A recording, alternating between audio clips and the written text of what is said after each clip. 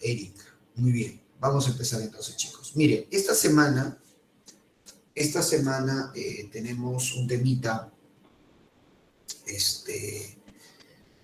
como una especie de recuento de todo lo que hemos estado haciendo. Muy bien. Y bueno, vamos a hacer ese repaso con preguntas. ¿Ya? Entonces yo siempre les pido, siempre les indico que participen, ¿no? En el caso de las preguntas. Vamos a ver entonces por acá.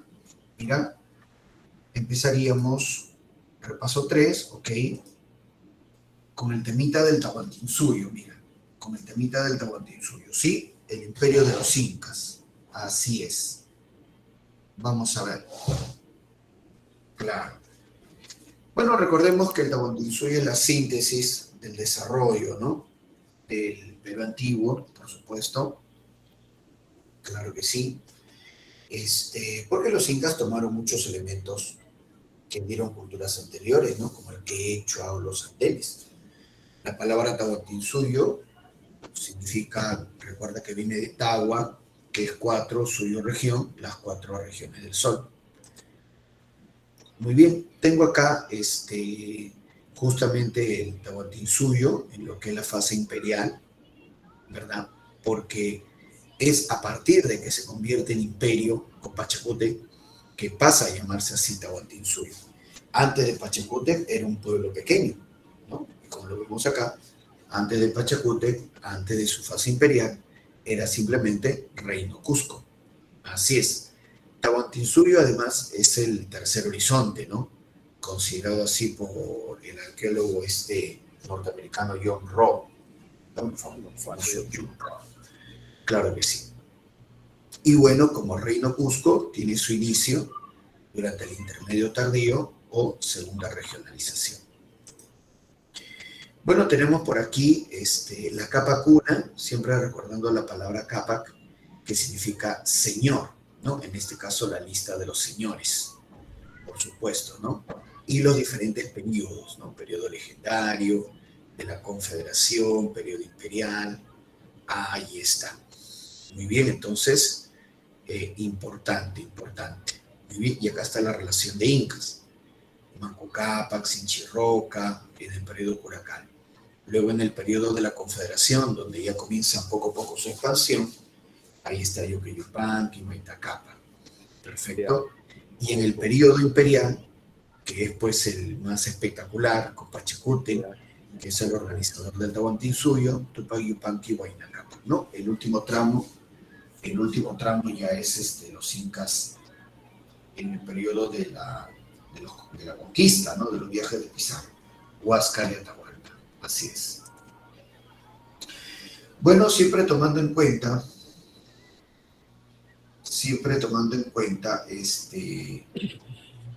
los gráficos, los dibujos de Huamán Poma de Ayala, por supuesto. Muy bien, claro que sí. Ahí está. Pachacútec, que significa el organizador, pero sobre todo el transformador de la tierra, ¿no? Si uno traduce, ¿no? Pachacútec, esta palabra quechua al castellano, significa el transformador de la tierra. Así es. Muy bien, derrotó a los chancas en Yaguarpampa. Muy bien. Oiga, tu micro, mano. Por ahí creo alguien quiere participar. Por ahí creo alguien quiere comentar. Ajá. No, profe, es que un compañero aprendió su micro por favor, por accidente. A ver, Jean-Pierre, creo, ¿no? Sí, Jean-Pierre. A ver, mi estimado alumno Jean-Pierre, a ver si puede cerrar el micrófono, por favor. Muchísimas gracias, ¿no? Pero pueden participar, ¿eh? Si ustedes de repente por ahí consideran de que hay algún punto que falta explicar, ¿no? Pueden participar, no hay ningún problema. ¿Ya? Porque como es una clase de repaso, justamente es para ver qué tanto estamos pues aprendiendo, ¿no? O de repente por ahí, ¿no? ¿Qué parte de los temas ha quedado de repente para explicar un poquito más, ¿no? Entonces siempre tomando en cuenta eso. Bueno, entonces, este personaje de Pachacútec es el más importante, pues, ¿no? Porque es como repito, fundador, organizador del Tahuantinsuyo. Claro que sí. Pues entonces, lógico, ¿no? Entonces, siempre tomando en cuenta. Y de Pachacútec viene pues Tupac Yupanqui, el Inca navegante, el Inca viajero, ahí está, muy bien. Bueno, acá nos han puesto la división en suyos, que hace Pachacútec, siempre tomando como referencia el Cusco, ¿no? Centro ombligo del mundo. El Chinchaysuyo, al noroeste, que era una zona muy especializada, ¿verdad? Porque en el Chinchaysuyo yo observaba bastantes artesanos, ¿no? Orfebres, ceramistas, gente que hacía textiles, ¿no? Aparte de los campesinos y ganaderos. Bastante intercambio comercial en el Chinchaysuyo. Al sureste, el Collasuyo, que era una zona netamente ganadera. Aquí a la derecha, veo a lo que viene a ser el Capac Ñan. Otra vez la palabra Capac, que significa Señor, ¿no? Capac Ñan significa los caminos del Señor. Por supuesto, ¿no? De esta manera así longitudinal prácticamente. Ahí está Tupac Yupanqui, el Inca viajero. Según algunos historiadores, habría llegado hasta la Polinesia. Muy bien, así es. Bueno, a otros historiadores como que indican de que es un poco atrevida esa hipótesis, pero bueno, de todas maneras le dicen el Inca navegante. Huayna Cápac, que logra la máxima expansión, porque Huayna Cápac invade lo que hoy es Quito y llega hasta el sur de Colombia, la región de Pasto Caranque, logrando precisamente la máxima expansión desde el río Casmayo en Colombia hasta el río Maule o Biobío en Chile. Muy bien, así es. Dice por acá, Eduardo me dice, profe, Chile era nuestro establo. ¿Qué es eso? ¿Cómo vas a hablar así, Eduardo? Bueno, pero lo que pasa es que Chile en ese momento, recordemos, mira, justamente viendo ese punto, recordemos que los incas no continuaron avanzando, los incas no continuaron su proceso de conquista, o sea, detuvieron sus conquistas los incas, ¿ya? Lo cual nos indica que los incas eran tan conquistadores como los españoles, pero los incas detuvieron su conquista porque ellos, los incas solamente valoraban los pueblos cuya mano de obra sea útil, ¿no? O sea, pueblos que sepan agricultura, la ganadería, artesanía, pueblos que tengan un mínimo sentido de organización política, ¿no? Esos pueblos, esa mano de obra, sí era útil, ¿ya? Porque recordemos que en el mundo andino antiguo, como no había monedas, lo más valorado era la fuerza de trabajo.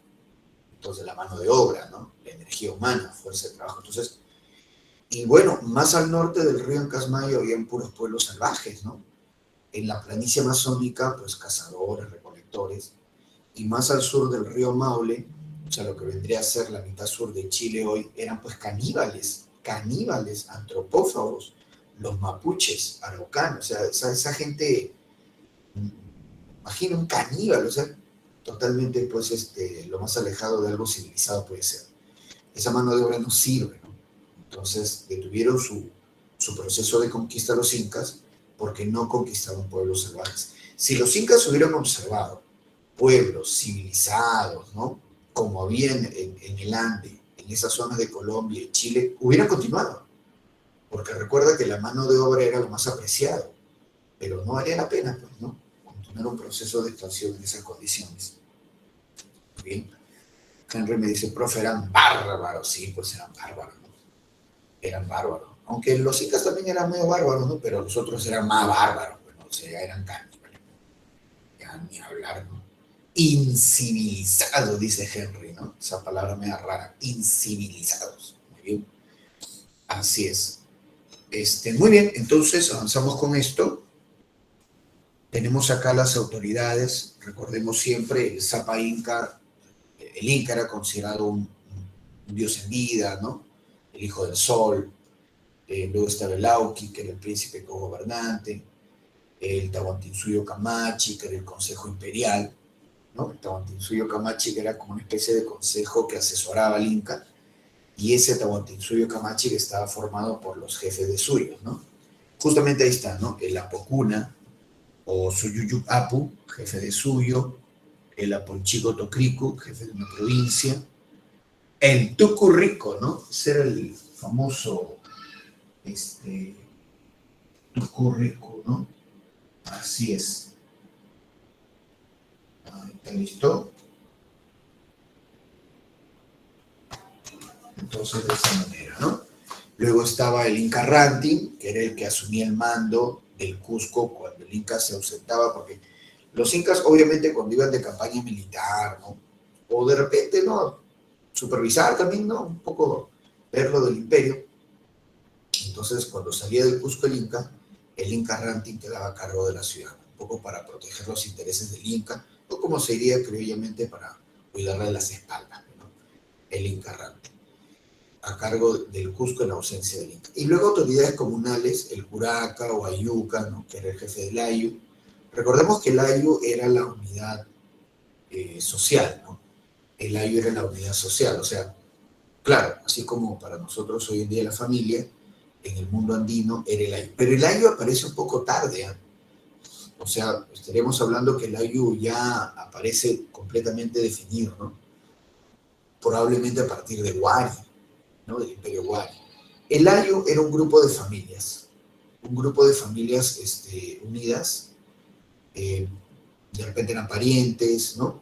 Familia, o de repente vivían en el mismo valle, o de repente se dedicaban a la misma actividad, ganaderos, por decirte. Pero ese era un Ayu, un grupo de familias con un jefe que era el Curaca, ¿no? Curaca o Ayuca. Luego estaba el Camachico, la asamblea comunal, y luego el Pure Cojatun Ruta, que eran los padres de familia. Bien, así es. Henry me dice, profe, tierras consanguíneas, claro, consanguíneo significa parientes, ¿no? Si son familiares, ¿no? Y tierras en el sentido de repente viven en el mismo valle, ¿no? Viven en el mismo valle, tienen las mismas necesidades de repente de agua, de semillas, entonces tienen vínculos, ¿no? Económicos, pueden ser vínculos de parentesco, vínculos económicos, pero eso definía un año, un grupo de familias. Muy bien, entonces así, ¿no? Adeli me dice, profe, ¿tu currículum es igual al...? Sí, es lo mismo, Adeli. Recuerda que los cronistas españoles, como ellos no sabían el quechua, entonces cada cronista lo escribía como le escuchaba. Uno de tu currículum, ya, tu currículum. Tu currículum, allá tu currículum. Tu currículum, allá lo escribimos. Entonces hay diferentes formas de escribir, pero se refiere al mismo funcionario. Pasa lo mismo, por ejemplo, con el dios Viracocha, ¿no? Entonces, un cronista escuchaba Huiracocha, ¿no? Con H-U, Huiracocha. Otro cronista creía escuchar Viracocha, con V. Otro Viracocha, con W, ¿no? Pero al final estamos hablando del mismo Dios, solamente que escrito de diferentes maneras, ¿no? ¿Por qué? Porque el quechua no tenía escritura y porque los españoles, bueno, pues no, ellos interpretaban a su manera, ¿no? Hay que tener en cuenta. Yo les conté, ¿no? El caso, por ejemplo, de Atahualpa, que hace unos años un alumno me dijo, ¿no? Que, profe, pero usted debe decir el verdadero nombre de Atahualpa, me dijo, ¿no? Usted debe decir el verdadero nombre de Atahualpa. Le digo, ¿qué? ¿Por qué? ¿Qué pasó? No, profe, que en internet, que no se llamaba Atahualpa, se llamaba Atabalipa. Y le digo, ¿y? No, porque usted no ha dicho, que no es Atahualpa, es Atabalipa. Y entonces le dije la explicación que le estoy dando a ustedes. Le dije, no, eso es lo mismo. Le digo, no, profe, el verdadero nombre que siempre ha estado oculto, que no quieren que sepamos. Le digo, cállate. Le digo, te engañan al toque, le digo. Lo que pasa es que, y le expliqué lo mismo que le estoy diciendo a ustedes, ¿no? De que cada cronista tiene una forma de entender el quechua, ¿no? Entonces, por ejemplo, Atahualpa es un Garcilaso, por ejemplo, le dice así, ¿no? Atahualpa. Pero, por ejemplo, Pedro Cieza de León es el que le dice Atabalipa. Y hay otro cronista que le dice Atao, así separado, Atao Hualpa, así es. Pero al final es la misma persona, sino que como el quechua no tiene escritura, entonces ellos lo escuchaban y lo escribían a su manera. Pero lo mismo, le digo así. Y recién ahí se dio cuenta, ¿no? que en realidad no es el nombre escondido o el nombre que no sepamos, no, simplemente es la mecánica en que los cronistas, o la dinámica en que los cronistas iban recogiendo la información, le digo, ¿no? Entonces, y ahí le dije, igual que les digo a ustedes, que en los videos, ¿no?, de internet hay que tener cuidado, hay muchos videos que sí son serios, son buenos, pero hay otros videos que buscan sorprender, ¿no? Porque al final creo que les piden que, no, dale like, manda tu plata, tu yape, tu PIN, ¿no? Es un negocio, pues, ¿no? Es un negocio, entonces siempre hay que tener cuidado que no te estafen, ¿no? Lógico, ¿no? Así es. Dice Henry, profe, ¿a qué edad se casaba? Mira, María Rostorowski, los que han investigado, ¿no?, el Tahuantinsuyo dice que se casaban jóvenes, y se casaban jóvenes porque recuerda que el hombre casado, ¿no? O sea, entre comillas, ¿no? Entre comillas, eso de casado, ¿no? O sea, porque ese término es más de ahora, ¿no? Estar casado. Es medio raro el término, ¿no? Casado, como si fuera una presa, ¿no? Estás casado, ¿no? Bueno, en fin, nunca me había puesto a pensar en eso. Pero bueno, entonces, en cambio, en el mundo andino antiguo, es el compromiso, es el compromiso de asumir una responsabilidad, ¿no? Tener una esposa y tener, obviamente, tener hijos, ¿no? Y familia y todo lo que eso involucra, pues, ¿no? Entonces, más por eso. Entonces, cuando el hombre de pueblo, ¿no?, asumía la responsabilidad de tener una familia, le daban tierra, bueno, el topo, la chacra. El topo solamente se le daba al hombre casado, ¿no? Era una chacra. Ojo, y no en propiedad, porque recordemos que los incas no manejaban la idea de propiedad privada, ¿no? Todo era siempre propiedad comunal. Incluso hoy en día también en muchos lugares de la sierra se sigue hablando de las tierras comunales, ¿no? Entonces te daban una chacra para que la cultives, tu manutención, pero no es que sea tuyo, ¿no? Te lo están dando para que ahí, bueno, cultives y tengas tu alimento. Nada más, son tierras de la comunidad. Pero cuando el hombre asumía la responsabilidad de una familia, ahí te daban la chacra, el topo, y de inmediato, así como estás recibiendo el topo, pasabas a trabajar para el Estado, o sea, lo que era la mitad.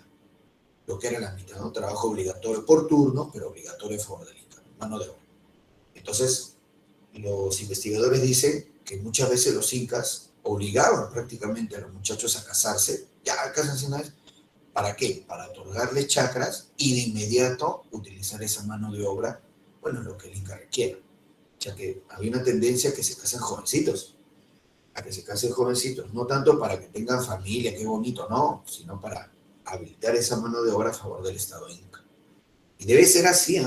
Porque recuerda que cuando viene la conquista, hay un montón de pueblos, ¿no?, que se plegaron al toque a Francisco Pizarro porque odiaban el dominio inca, ¿no? O sea, definitivamente los incas eran, no, siempre tenemos esa imagen de los incas, ¿no?, que eran buenos, generosos, ¿no?, que es básicamente la imagen que nos da Garcilaso de la Vega, porque Garcilaso era descendiente de los incas, ¿no? Obvio, ¿no? Pero definitivamente los abusos que los incas cometían debieron haber sido muy fuertes, ¿sabes? Por ejemplo, en este aspecto, ¿no? Obligar a los muchachos a casarse de una vez. No, cásate, no importa. No, pero no me gusta. No, cásate, compadre. ¿Por qué? Porque necesito tu mano de obra. ¿Ya te has casado? Ya. Tu chakra, ya, compadre. Listo. Vamos a trabajar andenes, vamos a trabajar los caminos, el capañas. Tampoco es una relación muy buena, ¿no? Los curacas también decían que el Inca, por ejemplo, pedía las mejores tierras. El Inca era un sabido, dice. Llegaba a la comunidad y daba siempre los regalitos. Pues. El Inca venía, pero solo el curaca, ¿no? Los vínculos de reciprocidad y redistribución. El Inca venía así todo soberbio y todavía el Inca. Y en algunos casos no lo podías mirar. ¿Eh? No lo podías mirar, te pegaban si lo mirabas. El Inca venía. Ya, ¿quién es el curaca? Ya, de tus regalos, ¿no? La redistribución, ¿no? La mujer, ya está listo. Ya, bien, acá. Y una vez que le daba los regalos, dice que el Inca pedía, ya, por favor, a ver, tus mejores chakras me las vas a dar un tiempo. En serio, ¿eh? Él pedía las mejores chakras. No en propiedad, necesariamente, sino pedía para que para que lo producido en esas chacras sea para el Estado Inca. Chacras, mano de obra, y se llevaba chicas. Claro, para el ayahuasca, se llevaba chicas para el ayahuasca.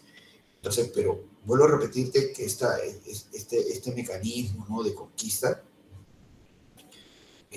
ya era muy fastidioso, ¿no?, para los pueblos, porque vuelvo a repetirte que no es gratuito, que cuando Pizarro llegase en el tercer viaje, ¿verdad?, de inmediato hay un montón de pueblos que no lo pensaron dos veces y se plegaron a Pizarro. El mismo Pizarro seguramente se quedó sorprendido, ¿no? Tayanes, Cañaris, Chimú, nadie cuestionaba a Pizarro, muchacho, cuestionaban al Inca, ¿no? Bueno, te dije en su momento, ¿no? Tienen su polito, ¿no?, su uncu, porque recuerda que los indígenas utilizaban un camisón, ya ellos utilizaban un camisón grande, uncu, tenían ahí su camisón, ¿no? Incas nunca más, ¿no? Definitivamente, Incas nunca más, que venga lo que sea, tío, no importa, ya, ya está, venga lo que sea. Incas nunca más, ¿no? Estaban como ese meme de los dinosaurios, ¿no? No, quiero que cambie todo, que venga el meteorito y el dinosaurio. No sabe que lo va a extinguir él también, que en realidad va a cambiar todo. ¿No? Ese meme famoso. Entonces, esa era la mecánica, ¿no? Esa era la mecánica. Así es. Acá entonces dice, mira, acá me estaban escribiendo. Claro. Ya, claro, Henry me preguntaba por la edad en que se casaban, cuando ya le respondí que se casaban jovencitos, o que el Estado Inca obligaba a los muchachos a casarse jóvenes. Diego Paco Chuco dice, profe, el Capitán Perú. El Capitán Perú, ¿no? El Capitán Perú. Ahora han aparecido bastantes youtubers, ¿no? Hay algunos buenos, otros no tanto. Capitán Perú. No le he escuchado al Capitán Perú, a ver, voy a escucharlo ya, Diego, te voy a hacer caso, le voy a dar una oportunidad al Capitán Perú a ver qué dice. ¿No? Una vez lo escuché, y a raíz de eso, a raíz de la anécdota que les cuento, eso fue hace 2 años, más, 3 años, ¿no? 4, no sé.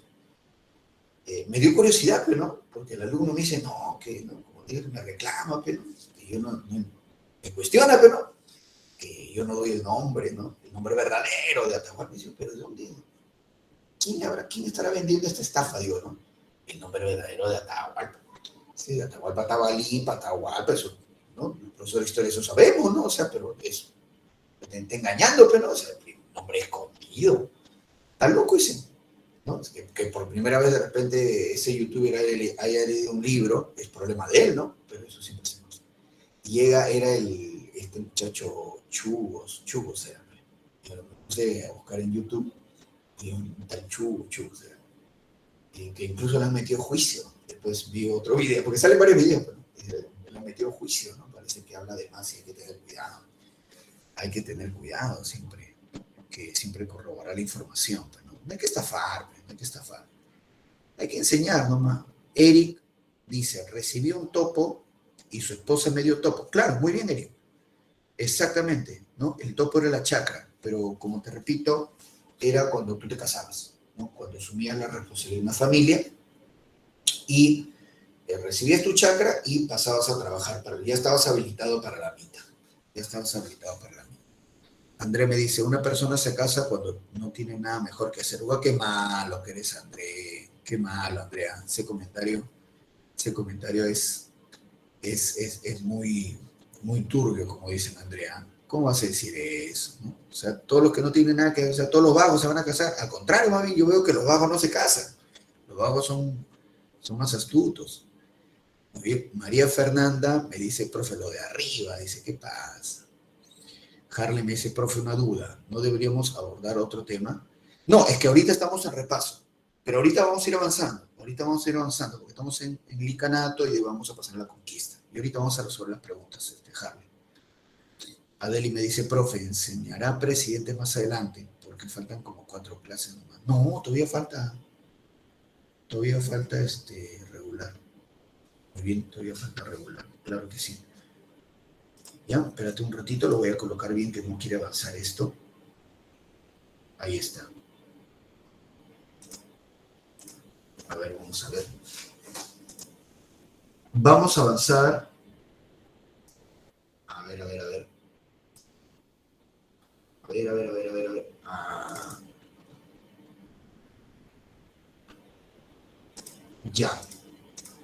Bueno, vamos a avanzar y... Espérate un ratito. Acá está.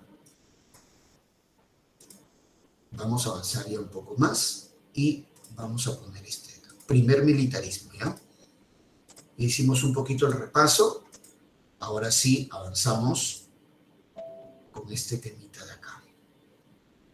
Ay, caramba, espérate un toque. Que no quiere... Creo que le ha entrado virus a esta vaina. Espérate un ratito. Ahorita lo ponemos, ahorita lo ponemos. Ahorita lo ponemos, a ver. Ya, listo. Ahora sí, hicimos un poquito el repaso, porque estamos en segundo repaso, pero ahora sí vamos a avanzar con el tema en cuestión.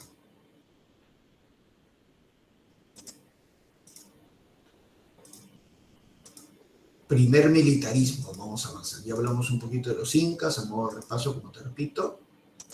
Y ahora vamos con el primer militarismo.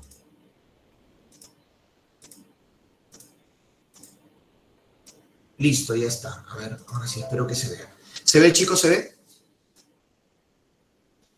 ¿Se ve, se ve, se ve? Sí, profe. Listo. Muy bien, vamos entonces. Ya hice el repasito y ahora sí vamos con el tema del primer militarismo, ¿no? Porque nosotros habíamos avanzado hasta lo que es independencia, pues. Muy bien. Claro que sí. Andrés me dice, profe, acá no se miraba a los ojos a los gobernantes. No, no seguro, al Inca no.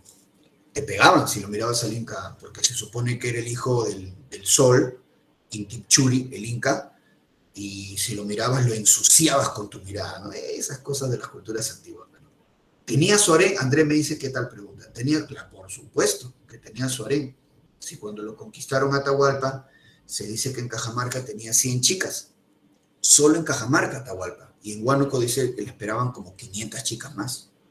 Sí, esos individuos eran bravos. Muy bien. Diego me dice, profe, ¿cuáles fueron los principales pueblos que se rebelaron contra los incas? Bueno, los pueblos que apoyaron a los españoles, Tayanes, Chimú, Chachapoyas, Cañaris, y luego se resalta siempre el gran apoyo de los huancas, el gran apoyo de los huancas a los españoles. Eduardo dice, profe, ¿quién le metió juicio? ¿La abuela de Atahualpa? No.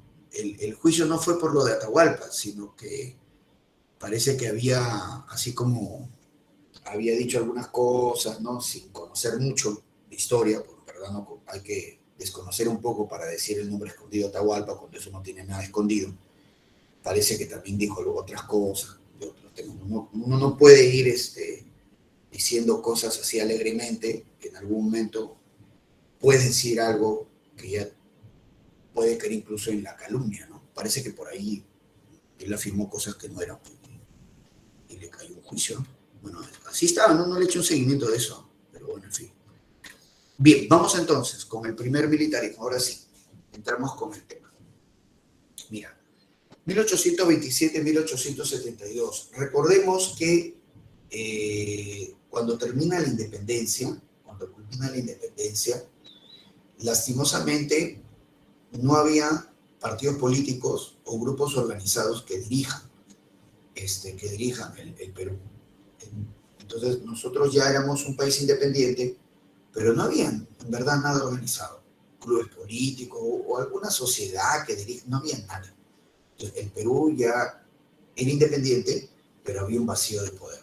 Y ese vacío de poder lo van a llenar los militares, porque había militares ambiciosos que justamente ven la oportunidad para gobernar, ¿no? Para llegar al poder. Esos son los famosos caudillos, militares ambiciosos, caudillos. Por eso vamos a tener, ¿no? Ya lo terminado la independencia, ¿no? Ya el Perú republicano, vamos a tener una serie de gobiernos militares, que algunos le dicen caudillaje también, ¿no? Jorge Basadre, gran historiador de la República, le llama primer militarismo, o militarismo de la victoria.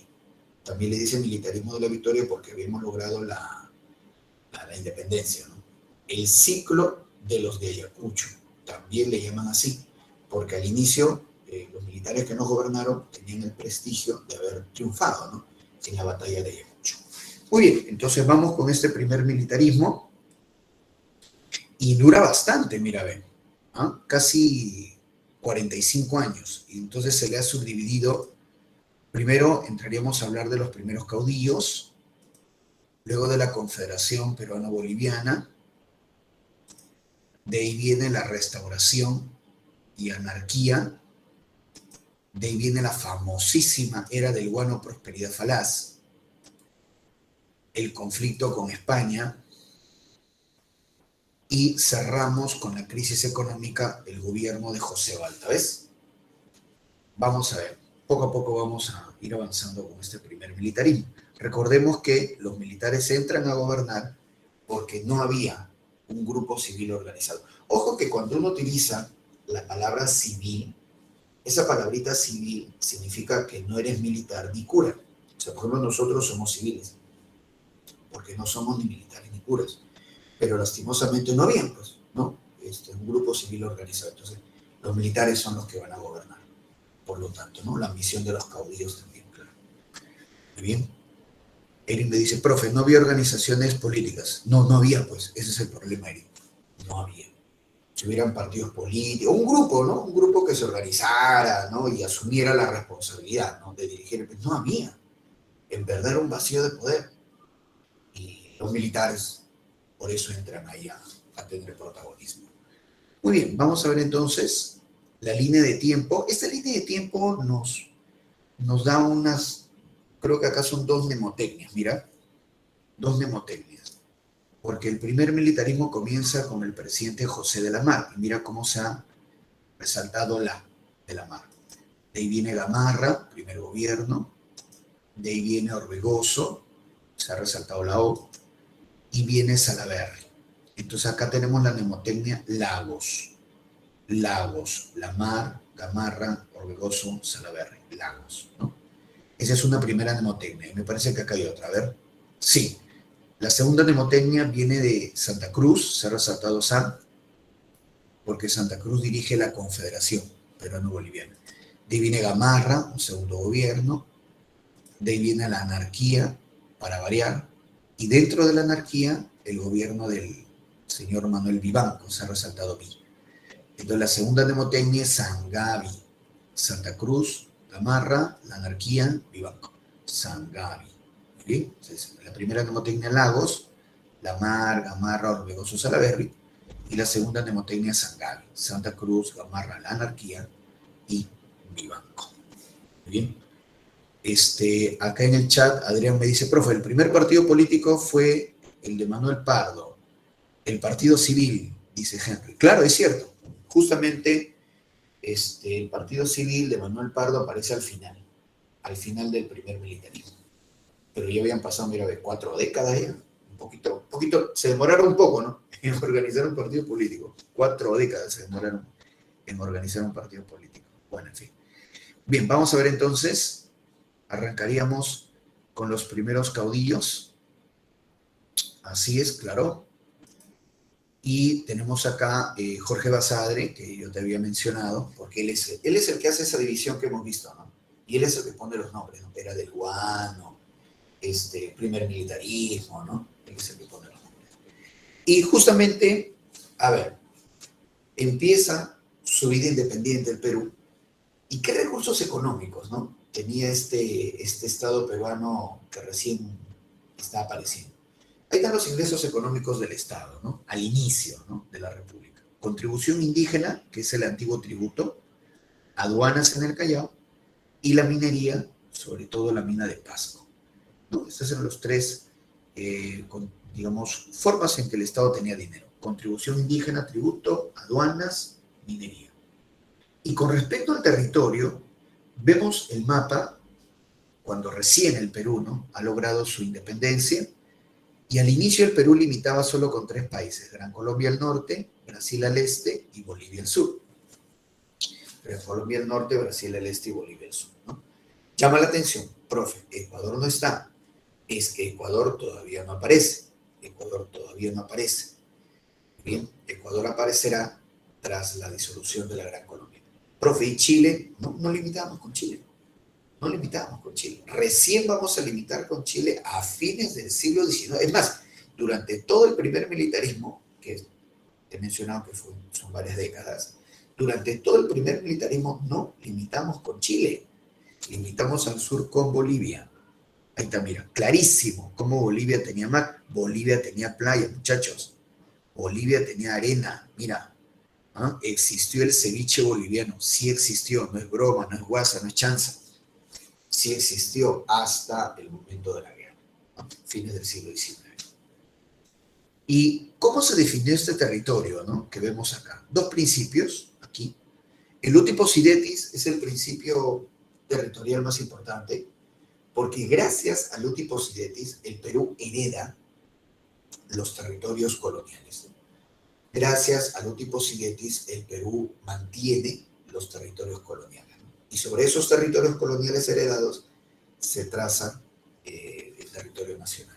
Entonces el Uti Posidetis nos permite heredar los territorios coloniales, retener los coloniales. Y el segundo principio, la libre determinación de los pueblos, era que sobre todo los pueblitos de frontera escogieran a qué país pertenecer. Y con respecto a la libre determinación de los pueblos, dos novedades. El pueblo de Jaén, que debió pertenecer a Gran Colombia, pero libremente los vecinos de Jaén decidieron ser peruanos, y entonces eso se aceptó. Entonces Jaén se adhiere al Perú por libre determinación de sus vecinos. Pero así como ganamos Jaén, lastimosamente, bueno, Guayaquil se fue, porque Guayaquil era peruana, por un tipo posible. Pero los vecinos de Guayaquil se reunieron, aunque ahí hubo presión de Bolívar, pero bueno, los vecinos de Guayaquil se reunieron y dijeron, mira, no queremos ser peruanos, queremos ser parte de Gran Colombia. Y así como se aceptó lo de Jaén, se tuvo que aceptar lo de Guayaquil. Muy bien. Y luego tenemos ahí el segundo debate doctrinario a inicio del primer militarismo. Segundo debate, ¿no? Profe, ¿cuál fue el primer debate? Bueno, recordemos que el primer debate se dio, primer debate ideológico, ¿no? Durante la independencia, si el Perú iba a ser una monarquía o una república. Pero ese primer debate ya estaba zanjado, ¿no? El Perú va a ser una república, punto. Ahora este segundo debate es qué características va a tener esa república, o liberal o conservadora. Entonces, por ejemplo, tenemos los liberales, ¿no? Defendían las libertades de la persona, predominio del Congreso, libre comercio. Estaba Luna Pizarro, por ejemplo. Y los conservadores, ellos siempre pedían el orden. Los conservadores querían orden, autoridad. Por eso los conservadores apoyaban militares de carácter fuerte, como Gamarra, como Castilla, como Salaverry, por ejemplo, ¿no? Predominio del poder ejecutivo para los conservadores, una economía proteccionista, ¿no? Felipe Pardo de Aliaga por ahí. Muy bien, ahora mira, vamos a tener militares liberales, militares conservadores, ¿no? Si estos militares se hubieran puesto de acuerdo y se hubieran turnado ordenadamente en el poder, mediante elecciones, o no sé, o mediante acuerdo entre ellos, hubiera sido, hasta yo diría, hubiera sido genial. Porque entonces hubiera sido algo ordenado, previsible. Muy bien, ya yo sé quién viene después, quién va a gobernar después, o sea, se podría coordinar cosas también. Pero no, para nada. Estos militares no se dejaban gobernar. Daban golpe de Estado, levantamientos, rebeliones, guerras civiles, revolución, paraban conspirando acá. Un desastre. Un desastre. Y en medio de ese caos, que ni uno deja gobernar al otro y todo el mundo quiere ser presidente, en medio de ese caos no se puede hacer nada. Una inestabilidad, una incertidumbre total. Cualquier coincidencia con lo que está pasando ahora es eso, coincidencia. Una inestabilidad bravísima y el Perú se estanca. En realidad todo país en medio de una inestabilidad se estanca. Cualquier coincidencia con lo que está pasando ahora es eso, coincidencia. El problema cuando un país se estanca es que ya no crece. Más bien al contrario, poco a poco comienza a caer. Que es lo que le pasó al Perú en el siglo XIX. Y después vino la guerra con Chile, ya fue el remate de todo eso. Pero ya el Perú venía mal, ¿no? Estancado. Y mucho tiene que ver la inestabilidad política, muchísimo, ¿no? Creo que ya tú mismo te estás dando cuenta, ¿no? Con lo que está pasando ahora, cuánto realmente pesa la inestabilidad política. Y cuánto la inestabilidad política puede estancar a un país, ¿no? Terrible, ¿no? Pero eso fue el siglo XIX, ¿no? Y no solamente en el Perú, en toda Latinoamérica. En toda Latinoamérica. Muy bien, vamos a ver entonces. Empezaríamos con los gobiernos. Mira, José Lamar inicia el primer militarismo. A él le decían el ejecutivo débil, era liberal, pero decían que el Congreso lo manipulaba. Bueno, la acusación contra Lamar. Da la tercera constitución del Perú, la de 1828. Muy bien, se parece esta constitución del 28 mucho a la de Estados Unidos, establece un Congreso bicameral.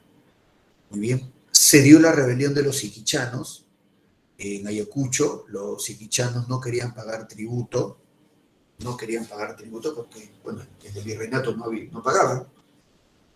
Se les tiene que explicar a los iquichanos que tienen que pagar tributo, que es una fuente de dinero para el Estado. Y los iquichanos se rebelan y a la fuerza prácticamente se les obliga a pagar el tributo. Y luego, con Lamar, sostenemos la primera guerra del Perú independiente, en este caso con la Gran Colombia. Bolívar. Que Bolívar siempre nos quería hacer daño, ¿no? Debilitar, porque pensaba que el Perú era poderoso. ¿De dónde? Bolívar estaba loco. Perú va a ser poderoso.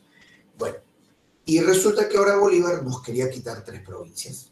Prácticamente, casi, ¿no? Ya nos había quitado Guayaquil, prácticamente, es un decir. Pero ahora quiere más. Mira, ve. Bolívar nos quería quitar Tumbes, que es este sector, Jaén y Maynas, que es todo eso. Mira, qué abuso, ¿no? Tumbes, Jaén y Maynas, para que Gran Colombia llegue hasta el río Amazonas, pues. Bueno, se desata la guerra, la campaña marítima, favorable al Perú, tomamos Guayaquil. En la campaña terrestre sí mal, porque nuestro presidente Lamar fue derrotado en Saraguno y Portete también. Pero era como un empate, ¿no? Porque a nivel marítimo, ¿no? Nosotros habíamos ocupado Guayaquil, aunque a nivel terrestre nos habían derrotado en Saraguno. Entonces, como era una especie de empate, se firma una tregua, el Convenio de Girón. Y bueno, Lamar parece quería aprovechar esta tregua, el Convenio de Girón, quizá para reagrupar las tropas, que sí, y le viene el golpe de Estado de Lamar. Entonces vamos con el primer gobierno de Lamar. A Gamarra le dicen el ejecutivo fuerte porque sí, él era un hombre autoritario. 17 veces intentaron sacarlo del cargo.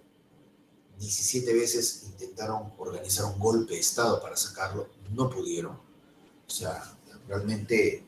Y eso también nos indica, ¿no? De que en el siglo XIX, para que un presidente se mantenga en el poder en el Perú, más que la ley, era su propio carácter autoritario. O sea, si ese presidente es autoritario, ácido, fuerte, se va a mantener. No porque la ley lo diga o no, porque siempre habían conspiraciones e intentos de golpe de Estado, sino porque al tener un carácter autoritario se va a poder mantener en el poder. Y si es un gobernante de carácter débil, no duraba, pues.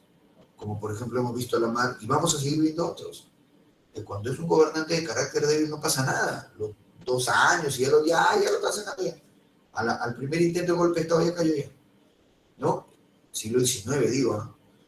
Y en cambio vemos que, por ejemplo, Gamarra, él duró los 4 años que la Constitución le otorgaba como presidente. O sea, él cumplió todo su mandato, pero, ojo, 17 veces intentaron sacarlo. No 1, 2, 3, 5, 17 veces. Y además, porque Gamarra tenía el apoyo de su esposa, Francisca Zubiaga la Mariscala, doña Pancha Garrote. Esta Francisca Zubiaga era brava. Francisca Zubiaga era una cusqueña, sabía montar a caballo, andaba con pistola, andaba con látigo. Esa tía era brava. Una de las primeras mujeres protagonistas de la historia del Perú y esposa de Gamarra. Así es. Entonces, Henry me dice, profe, Gamarra era otro Ollanta, no seas malo. ¿Cómo vas a comparar a Gamarra con Ollanta?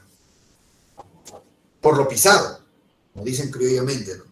Por lo pisado sí, pero en la habilidad política ni a balas. Ollanta, ¿qué va a resistir 17 conspiraciones? Ollanta tuvo suerte, más bien que el Perú estaba tranquilo en su época. Te he puesto que a la segunda o tercera conspiración caía Ollanta, con todo y nadie. El hombre no, 17 veces, no es bravo. Así hayan sido 10, ya nos está dando un indicativo de la autoridad que tenía Gamarra, ¿no? Políticamente, ¿no? Porque sí dice que sí era pisado, ¿no? Sí, que su mujer sí le mandaba. Pero políticamente sí era autoritario. Muy bien. Henry me dice, profe, mujer con carácter, mujer con carácter. André dice, un plomazo. No, pues André, ¿qué pasa, André? Andrés, bien duro en sus opiniones, Andrés me da cuenta.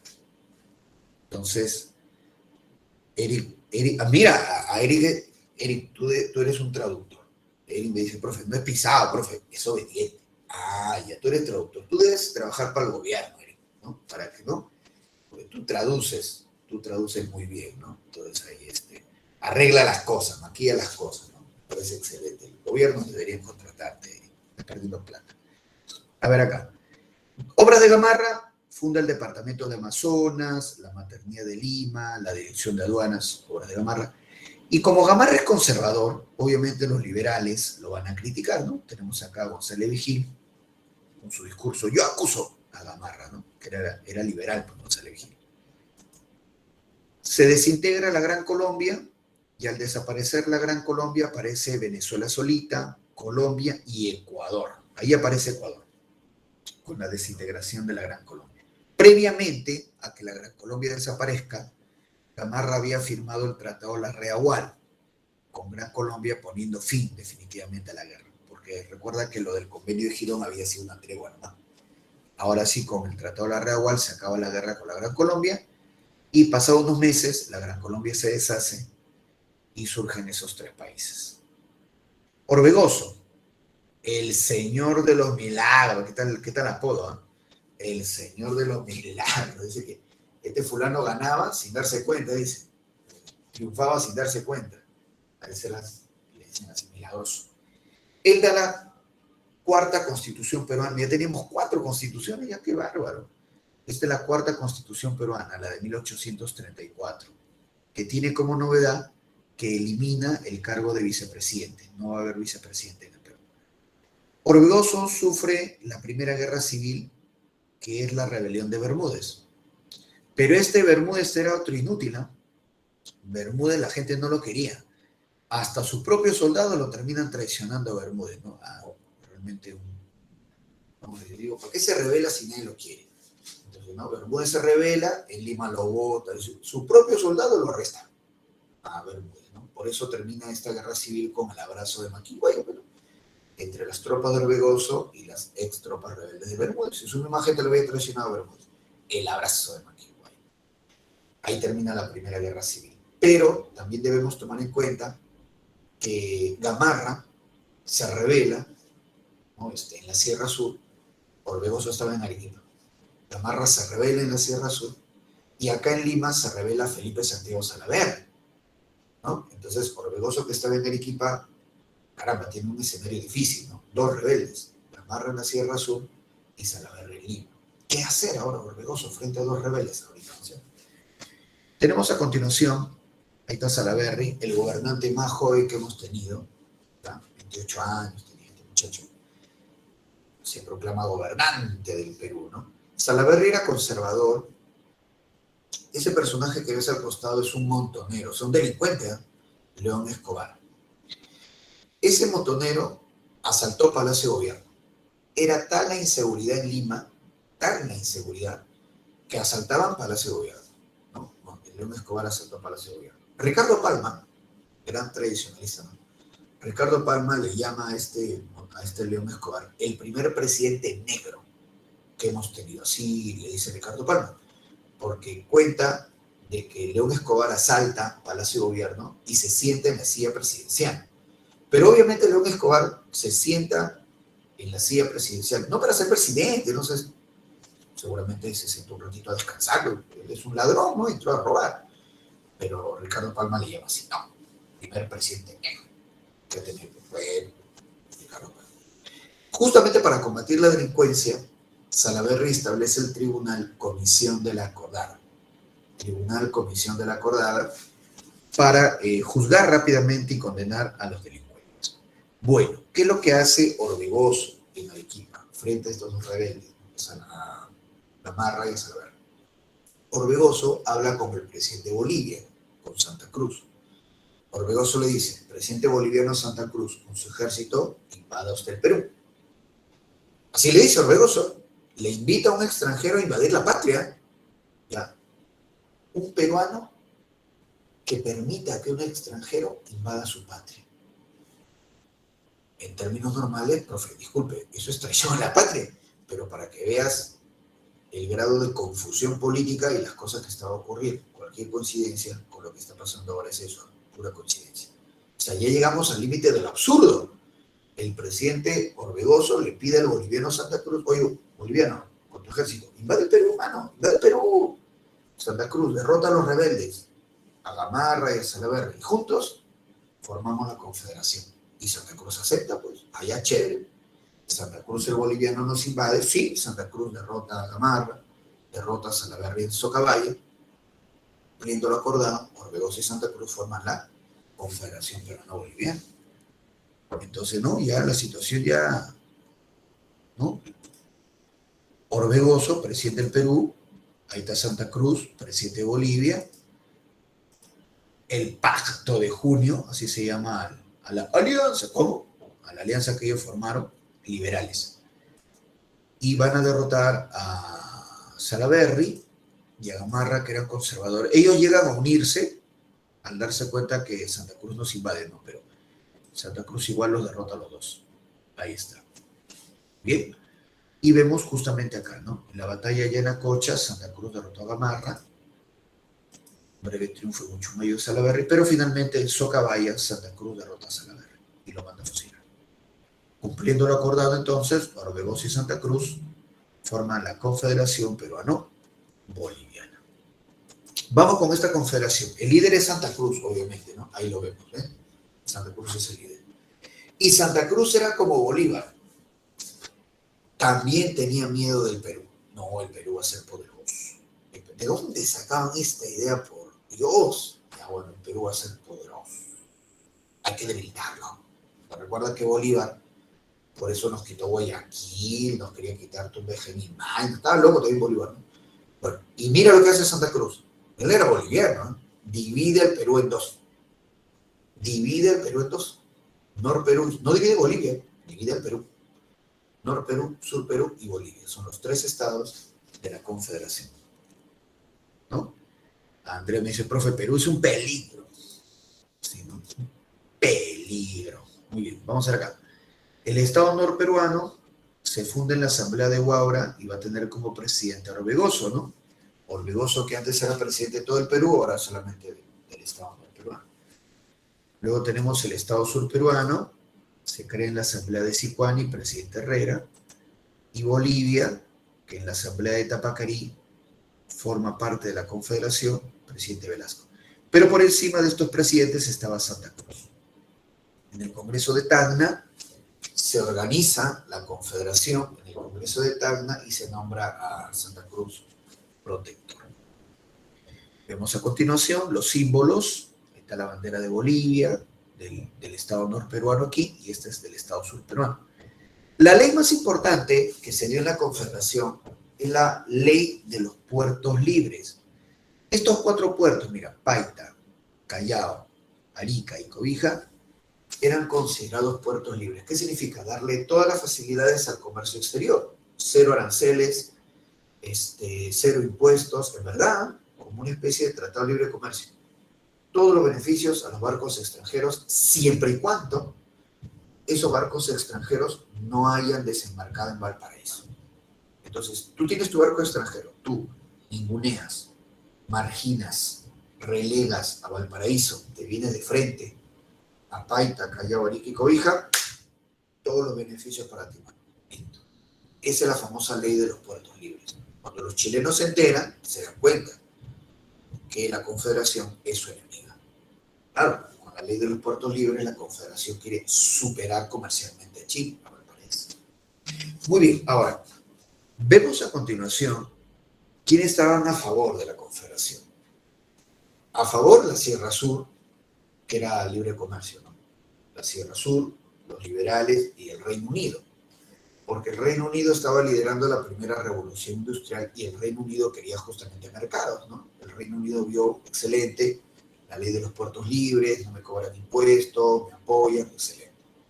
A favor, la Sierra Sur, los liberales y el Reino Unido. Y en contra estaba la costa norte peruana, que era proteccionista, los conservadores peruanos que se fueron a Chile, son los emigrados, y lo vemos ahí, estos son los emigrados peruanos, conservadores, el más importante Gamarra, pues, ¿no? Expresidente Gamarra. Gutiérrez, Pardo de Aliaga, Castillo, todos ellos emigrados, conservadores, se fueron a Chile. Pardo de Aliaga, este personaje de acá, es literato, seguramente lo has escuchado. Pardo de Aliaga hacía críticas políticas, económicas y racistas a Santa Cruz, líder de la Confederación. Sí, Pardo y Aliaga escribían, ¿no? Roton, que viene, cholo jetón, decía Felipe Pardo y Aliaga, a Santa Cruz. Alejandro Guanaco, Napoleón Vicuña, así le decían. Y le decía cosas más fuertes, solo que ya, bueno, entonces sí, era bravo. Felipe Pardo y Aliaga, entonces, críticas racistas. Que Santa Cruz era cholo, pe. Santa Cruz era cholo, boliviano, pe. Entonces, no, por eso ahí le pegaba. Críticas racistas de Felipe Pardo y Aliaga. Entonces, en contra, la costa norte, los conservadores, emigrados peruanos, y Chile, obviamente, ¿no? Chile en contra, pues obviamente, de la Confederación. Y las campañas militares, ¿no? De Chile y los emigrados en contra de la Confederación se llaman campañas restauradoras. Vemos acá. Ahí están las campañas restauradoras. La primera campaña restauradora fracasó. La segunda campaña restauradora, sí, liderada por... Acá, está. La segunda campaña restauradora... Acá está. La segunda campaña restauradora dirigida por Manuel Bulnes y asesorado por nuestro expresidente Gamarra, derrotan a Santa Cruz en la batalla de Yungay, o Pan de Azúcar. Y derrotado a Santa Cruz en Yungay, o Pan de Azúcar, se acaba la Confederación. ¿Pero quién derrota a Santa Cruz? La segunda campaña restauradora, dirigida por Bulnes y acompañado por Gamarra, ¿no? En Yungay se acaba la Confederación. Y como Gamarra, estamos viendo, Gamarra vino acompañando, ¿no? La segunda campaña restauradora, Gamarra queda como presidente y le van a llamar presidente restaurador. Bien, vamos entonces, la restauración y anarquía militar. Gamarra, segundo gobierno de Gamarra, mira, Gamarra promulga la quinta constitución, pero ahora estamos en la quinta constitución, qué bárbaro, quinta constitución. Esta constitución de 1839 es la más conservadora de todas. Por ejemplo, permitía traer esclavos, ¿no? Las anteriores constituciones prohibían la esclavitud completamente, pero esta constitución del año 39 permitía traer esclavos. Y le dicen la cuarentona. Le dicen la cuarentona porque decía que si tú querías ser presidente, mínimo debías tener 40 años. Mínimo 40 años. Cuarentona. Y esta constitución del 39 trae este artículo que definitivamente ha pasado a la historia, porque mira lo que dice este artículo. Es la primera constitución, que plantea lo siguiente, mira, su artículo 81. Permite al Congreso vacar, o sea, sacar al presidente, por perpetua imposibilidad física y moral. Perpetua imposibilidad física y moral, ¿no? Con el tiempo, las posteriores constituciones lo que van a hacer es simplemente copiar, pegar, este artículo 81. Y por ahí le cambiaron las palabritas. En vez de decir perpetua imposibilidad física y moral para vacar al presidente, en vez de perpetua imposibilidad pusieron permanente incapacidad física y moral. Ahí está. ¿Te das cuenta? La Constitución del 39. Como te digo, las demás constituciones, incluyendo la actual, simplemente lo que han hecho es copiar, pegar, pues nada más. Bueno, Gamarra promociona a Ramón Castilla, que era su ministro de Hacienda y de Guerra. Siendo ministro de Guerra, Castilla derrota a Manuel Vivanco. Así es. Comienzan las primeras ventas del guano con Gamarra. Se fundó el diario El Comercio. Y Gamarra tiene una idea bien equivocada. Gamarra invade Bolivia. Porque Gamarra también quería la unidad de Perú y Bolivia, pero él dirigirla. Ambicioso, pero no, audible. Y Gamarra invade Bolivia y lo único que logra es que los bolivianos lo maten. en la batalla de Ingal, ¿no? Justamente esta pintura se observa a un Gamarra agonizante. Imagínate, invade Bolivia para que lo maten. Viaja a Bolivia para que lo asesinen. Bueno, entonces ahí está, muere en la batalla de Ingal y Gamarra. Y cuando muere Gamarra, se desata la anarquía en el Perú, porque recuerda que no había vicepresidente, que en la constitución esta del 34, hemos visto 3 constituciones, bueno, en la del año 34, de Orbegoso, ahí se anulaba el cargo de vicepresidente. Entonces, cuando muere Gamarra en Bolivia, no había vicepresidente, que no hay, la constitución dice que no hay. Entonces, quien asume el mando es un jefe de Consejo de Estado, un señor Menéndez. Hasta ahí todo bien. El problema es que los militares no lo querían a Menéndez y se desata la anarquía. ¿Ya? Eso es lo que vamos a ver acá. Pero culpa de Gamarra, pues, ¿no? De irse al extranjero que lo maten. Vemos justamente la anarquía. Mira, en 5 años vamos a ver cuántos presidentes nos gobiernan. ¿Ya? ¿Por qué le llaman anarquía, profe? ¿Por qué anarquía? A ver, vamos a ver. ¿Qué tan desordenado es? Vamos a ver. Primero, muere Gamarra en Ingavi, ¿sí? Ya ahí está. Entonces, muere Gamarra. ¿Quién asume el mando? Menéndez, que no era vicepresidente, era jefe del Consejo de Estado. Hasta ahí todo chévere. Pero vienen los militares. Golpe de Estado de Torrico. A su vez, a Torrico le da golpe de Estado Vidal. A su vez, Vidal le entrega la banda presidencial al abogado Figueroa. Mira, ya van 5. Hasta ahí van 5. Gamarra, que murió en Ingavi, Menéndez, Torrico, Vidal y ahora Figueroa. Figueroa arrojó la banda presidencial por el balcón de su casa. Es en serio, muchachos.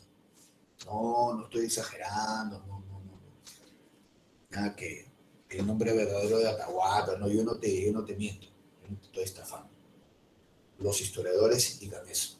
Que Figueroa era abuelito, pero, y le dice a su esposa, toma la banda presidencial. Y por aquí, por el balcón, no me arrojaron, porque vino un montón de gente a reclamarle. Y la esposa de Figueroa arrojó la banda. Chapo, arrojó la banda otra vez. Ya, pero falta. Estamos a la mitad. ¿Qué pasa? Estamos a la mitad todavía. Entonces, ¿quién asume el mando? Manuel Vivanco. Ya, el directorio, ¿no? Su gobierno de Vivanco. Así se llama. El gobierno de Vivanco se llama el directorio. Vivanco sufre la rebelión de Domingo Nieto y Castilla, en Arequipa. Ya acá.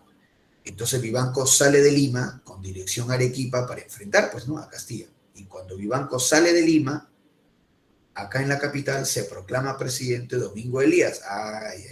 Listo, ya está. Y bueno, Castilla derrota a Vivanco y acuerdan devolverle el poder a Menéndez. De tanta cosa para que al final Menéndez vuelva al poder.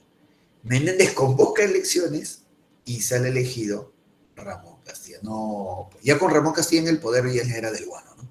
Claro. ¿Qué es esto?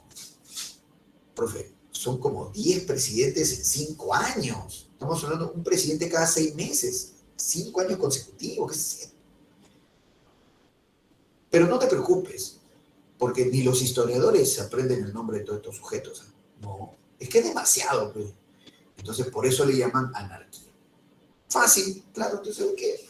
Y además, empieza con Menéndez y termina con Menéndez. Ya listo, la anarquía, punto, se acabó. Y por ahí un poquito Vivanco, el directorio, ¿no? Bueno, en fin, ya está listo. No, en serio.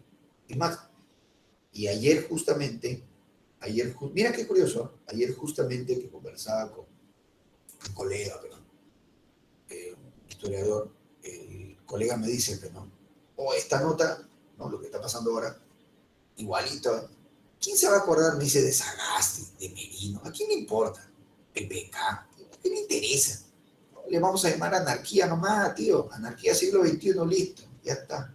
Así me dijo. Y pensándolo bien, puede que tenga algo de razón.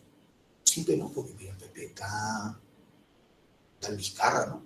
Lagarto, ese era chistoso. El Lagarto. Merino, creo. Sagasti, ahora tenemos el tío del sombrero. 5 menos, oiga, como 5, ¿ah? No, fuera, a ver, PPK, Vizcarra, Merino, Sagasti, 5, ¿ah? ¿En cuánto? PPK, ¿cuándo lo sacaron? En 2018. O sea, en 3 años, 5. Con razón me dijo eso. Mira, ahorita recién lo estoy procesando, ¿ah? Fácil, ¿ah? Sí, ¿ah? No, pero faltan 5 más, pero no, porque acá son 10. Ahí son 10, pero vamos a la mitad, pero. Vamos a la mitad, vamos a la mitad. Lógico. David dice, nadie se acuerda de Mechita. Ah, qué buena. Mercedes Arauz también, ¿no? Ya serán 6. A ver, vamos a aumentar, vamos a aumentar. Son 6. 6, listo. Henry dice, ¿quién es Mechita? No me acuerdo. Entonces ahí está. Claro. Inestabilidad total, dice Henry. Sí, inestabilidad total. Inestabilidad total. Tú lo has dicho, Henry. Ahí está. Mecha la breve, dice. Claro, ahí te ves. Pero estamos a la mitad, pues no, si es así, si es como ayer lo planteó el colega, mira qué buena. Yo no lo había asimilado mucho, ¿no? Pero sí, pues tienes razón, ¿no? Estaríamos acá. Falta, falta la mitad. Pero el problema con esto, claro, pues eso no es divertido, ¿no? Pero el problema es que el Perú se estanca, pues. Tienes un país estancado y el problema de todo país estancado es que comienza a ir a la baja, económicamente hablando me refiero. Y eso sí es un problema. Claro, cuando comienza a faltar la chamba no sea mal, ¿no? Que esté en el poder todo, tal vez verán, pero afecta la economía. Y si tienes gobernantes que encima malogran la economía a propósito, ya te fregaste. Entonces, vemos acá un poco más al detalle, ahí está Menéndez, ¿no? Que asume el mando como jefe de Consejo de Estado tras la muerte de Gamarra.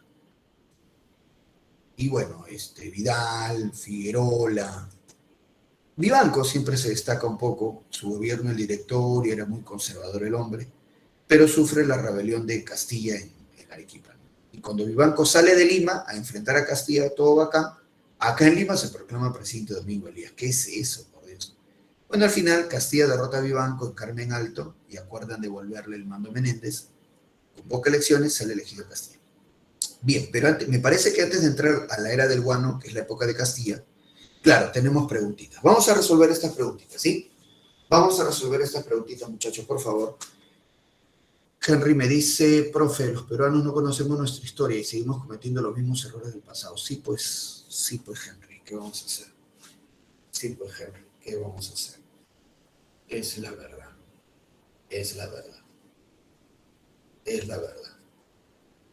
Es la verdad, porque ¿quién iba a pensar que íbamos a tener un gobierno así? Con todo lo del coronavirus. Hasta yo pensaba, no, ya la gente va a elegir algo decente, ¿no? Algo peor, esta es la misma vaina del coronavirus. Qué horror, por eso. André me dice, profe, salgamos del Perú, no más, no me... En fin, bien, vamos a resolver las preguntas, chicos. ¿Ya? Pongamos las claves, por favor. Pongamos las claves, pongamos las claves. Pongamos las claves, muchachos. ¿Ya? A ver. Pongamos las claves ahí, chicos.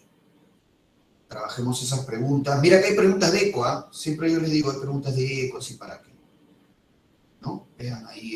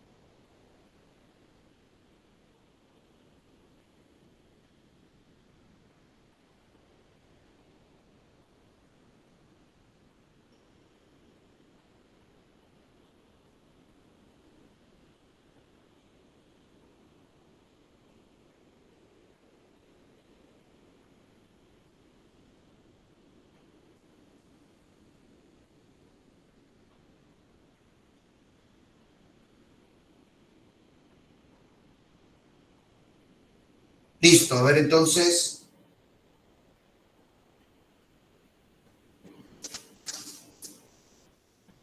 Ya está, entonces vamos a dar las claves, chicos.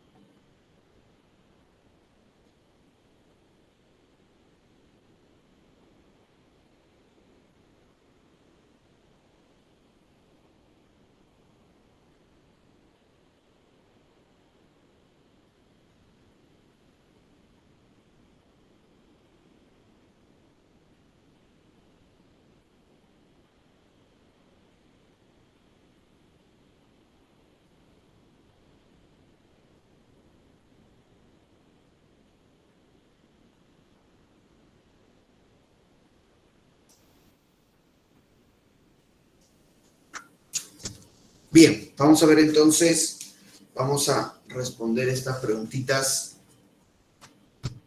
Dice la 1. A inicios del militarismo de la Victoria, don José de la Mar fue declarado presidente por... Bien, la Mar, pues, a él, recuerda, cuando Bolívar se va, ¿no? Bolívar deja el mando en el Perú a Andrés de Santa Cruz como jefe de gobierno, jefe de Consejo de Gobierno. Santa Cruz convoca el segundo Congreso Constituyente peruano. El segundo Congreso Constituyente parece una continuación del primero, porque al igual que el primero, el segundo Congreso Constituyente también tiene mayoría liberal, y el presidente es el mismo del Congreso, Francisco Luna Pizarro. Y este segundo Congreso Constituyente elige a la Mar como presidente. Entonces ahí sería dedo, el Congreso de la República. 1, dedo, 1, dedo. 2. Durante el gobierno de José de la Mar, él, puntos suspensivos, representó el cese de las hostilidades con el ejército gran colombiano y además fue el antecedente del Tratado de, puntos suspensivos, que estableció la paz definitiva. Bueno, la primera guerra del Perú fue con la Gran Colombia y la Mar firmó una tregua, que es el Convenio de Girón. Viene el golpe de Estado de Gamarra y ya después Gamarra, claro, firma un tratado ya de paz con Gran Colombia, que es el Tratado de la Reagual, que sería Convenio de Girón con la Mar, el Tratado de la Reagual con Gamarra. Así sería la cosa. Muy bien, agüita. 2, agüita. Lo voy a poner acá, ¿ya? Lo voy a poner acá. 1 dedo. 1 dedo. Y el otro es 2 agüita, ¿no? 2 agüita. 3. Fue una de las primeras mujeres en participar en la política peruana. Fue una de las primeras mujeres en participar de la política peruana. Bien. La esposa de Gamarra, ¿no? La esposa de Gamarra, Francisca Zubiaga. Francisca Zubiaga. Sería 3 casitas. La mariscal. La mariscal. 3 casitas.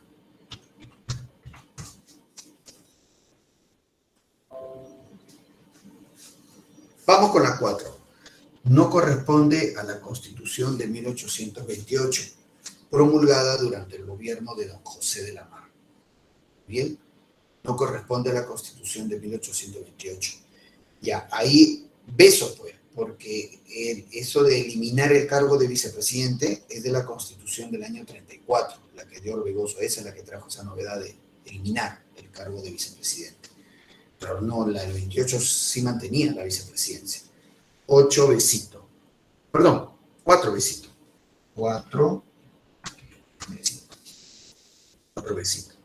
5, dice, tras la firma del convenio de Girón, 1829, el general Agustín Gamarra destituyó al presidente, puntos suspensivos, que fue conducido a, puntos suspensivos, donde encontraría la muerte. Bueno, Gamarra le da golpes a la mar, y la mar fue conducido a, bueno, muere en Costa Rica.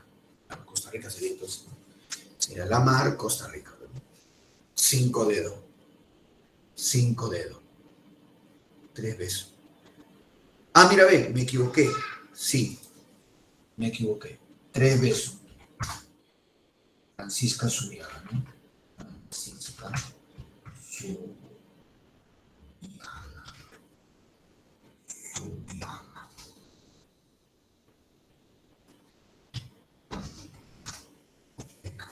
Se ve que están atentos. Me parece muy bien. Excelente.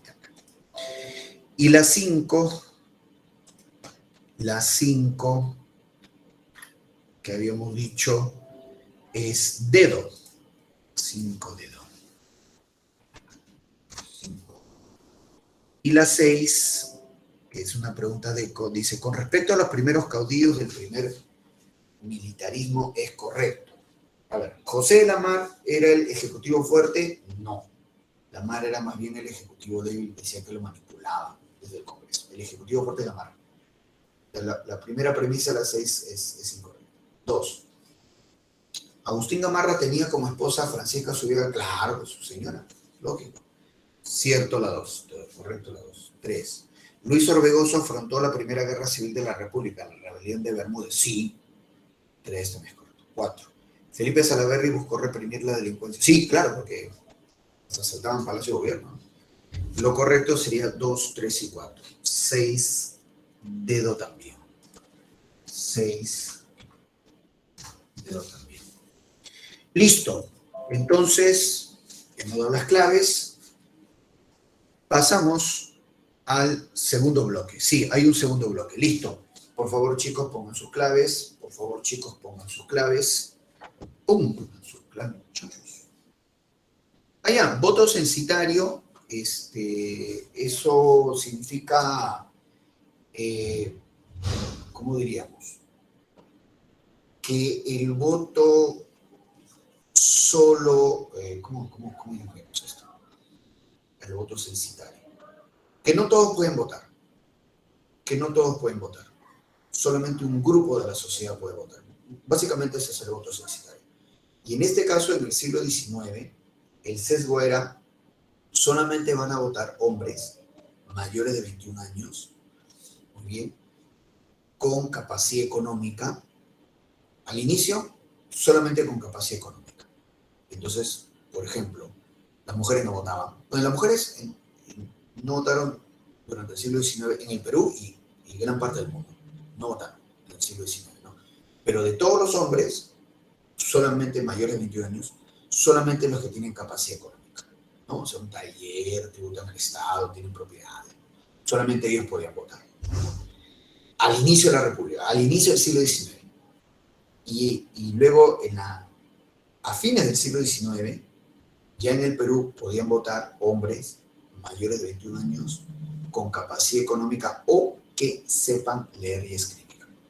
O que sepan leer y escribir. A fines del siglo XIX ya era así.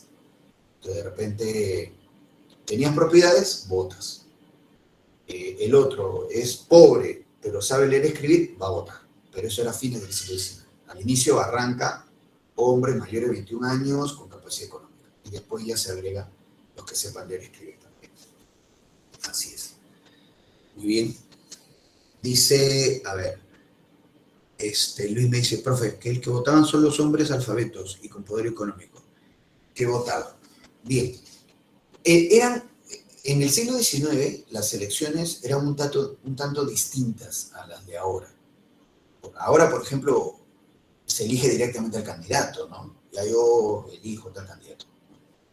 En cambio, en el siglo XIX no. En el siglo XIX, en primer lugar, los sitios de votación eran las parroquias. Las parroquias, porque en las parroquias estaba digamos, una relación de la gente bautizada, ¿no? Había una relación de las personas que vivían en el lugar. Entonces votaban en las parroquias. Y por cada 500 votantes, mira, por cada 500 votantes, o sea, 500 hombres, ¿no?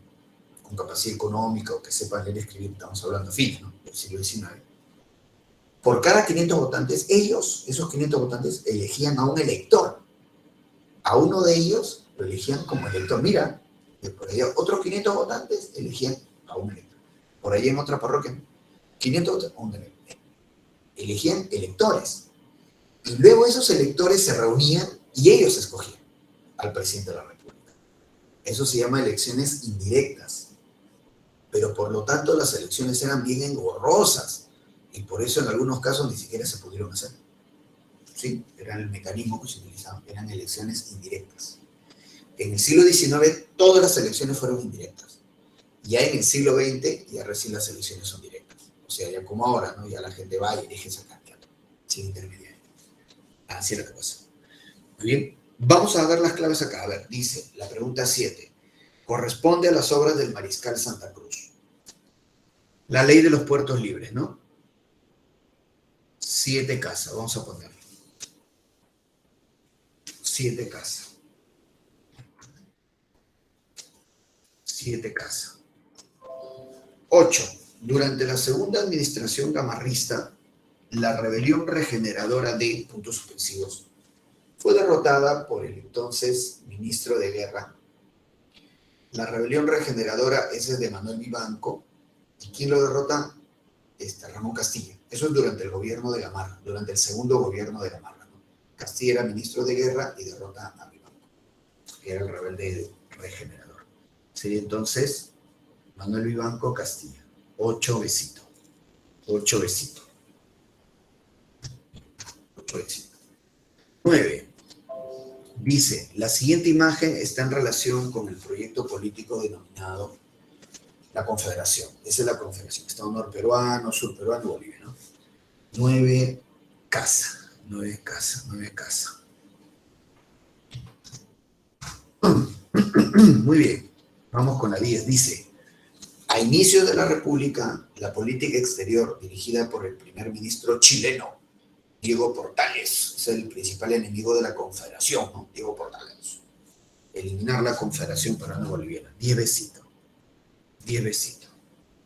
10. 11 dice, a fines del llamado directorio, ante la salida de Manuel Vivanco al sur de Lima. Muy bien, esto vamos a poner, ¿ya? A la salida de Manuel Vivanco al sur de Lima. Puntos suspensivos. Se proclamó presidente y preparó la defensa de la ciudad de Lima ante el ataque del general. Claro, yo les conté, eso es durante la anarquía. Cuando Manuel Vivanco se entera, ¿no?, de que Castilla se ha rebelado en Arequipa, entonces Vivanco, claro, sale de Lima con dirección a Arequipa y Vivanco se va de Lima y acá en la capital se proclama presidente Domingo Elías. Domingo Elías. Vivanco se entera y Vivanco le ordena al general Echenique atacar Lima, ¿no?, porque se ha proclamado pues este mandatario Elías. Vivanco ordena a Echenique atacar Lima. Y Domingo Elías prepara la defensa de la capital. Esa defensa de la capital es lo que se conoce como la Semana Magna. La Semana Magna. Al final Echenique no atacó nada, pero Domingo Elías preparó la defensa de la capital, la Semana Magna. Pero en fin, era un caos, ¿no? Era una anarquía esa época. Entonces, sería Domingo Elías y José Echenique. 11 dedos. 11 dedos. 12. Dice, lo verdadero y lo falso del segundo mandato de Gamarra. A ver, promulgó la Constitución llamada la Cuarentona. Sí, verdadero. 2. Su gobierno es denominado el directorio. No, el directorio es de Manuel Vivanco. No, la segunda es falsa. 3. Se inició la venta del guano. Sí, claro, con Gamarra. Verdadero. 4. Su mandato terminó con su derrota en la batalla de Yungay. No, el que fue derrotado en Yungay fue Santa Cruz, ¿no? Y ahí termina la Confederación. verdadero, falso, ¿sí? Verdadero, falso. Besito. 12 besitos. Bien. Así es. Perfecto. 12, besito es. Vamos a poner, ¿ya? 12, besito. Así es. Verdadero, falso es. Así es. Muy bien. Perfecto. Vamos entonces a continuar. Vamos con la era del guano, ¿no? Prosperidad falaz. Bueno, una época en que el Perú tuvo bastante dinero vendiendo el guano de las islas. Prosperidad falaz. Tiene varios nombres, ¿ah? Ajá. Mira, otra mnemotecnia, a ver. Primero de la prosperidad falaz, a ver. Cas de Castilla. Eche de Echenique. K de Castilla. Y S de San Román. Caseche, Cas. Caseche, Cas. Castilla, Echenique, Castilla, San Román. Caseche, Cas. Y luego viene, me parece, otra mnemotecnia. Bueno, esta es la mnemotecnia de la era del guano. Caseche, Cas. Castilla, Echenique, Castilla, San Román.